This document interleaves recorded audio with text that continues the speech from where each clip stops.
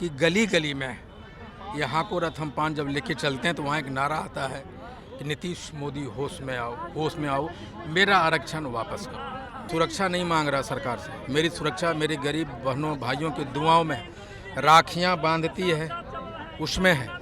लेकिन मैं कहना चाहता हूँ, मेरा कहने का आशय सिर्फ ये था कि अगर मुझे कुछ होता है तो हाँ को रथ हम पान चलते रहना चाहिए। पान महासंघ के राष्ट्रीय अध्यक्ष आईपी गुप्ता हमारे साथ है। इस वक्त मुजफ्फरपुर में विशाल महारैली इन्होंने किया है। बड़ी संख्या में लोगों की हुजूम जुटी थी, बड़ी संख्या में लोग जुटे हैं। कितना आश्वस्त हैं कि पान समाज के लोग आपके साथ हैं?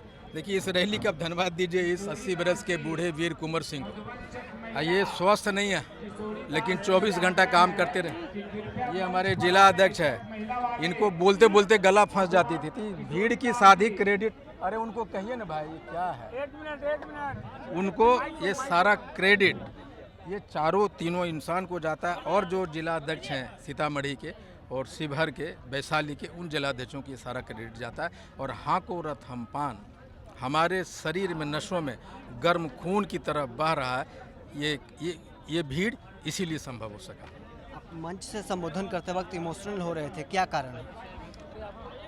मुझे लगता है कि 78 बरस हो गए हम पान थे और हमें कीड़े मकोड़े की तरह ट्रीट करता रही है राजनीतिक पार्टियां, और हमें हमारे वोटों के साथ, हमारे लोगों के साथ इमोशनली ब्लैकमेल करती रही। और मुझे लगता है कि जब इन्होंने साफा बांधा, एक विश्वास जताया, एक जिम्मेदारी दी, वो एहसास था, एक बोझ था हमारे ऊपर कि हम कैसे इसको कैरी करेंगे, इसीलिए वो आंसू निकल आए थे।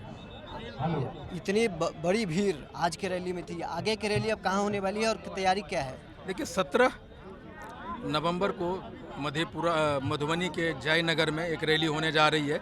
वो प्रखंडलीय है, प्रमंडलीय रैली नहीं है, वो एक पर्टिकुलर ब्लॉक की रैली है। वहाँ के लोगों की मांग थी तो मैं वहाँ कर रहा हूँ। और 24 नवंबर को दरभंगा में होने जा रहा है, जिसमें सीतामढ़ी, मधुबनी और दरभंगा के लोग आएंगे।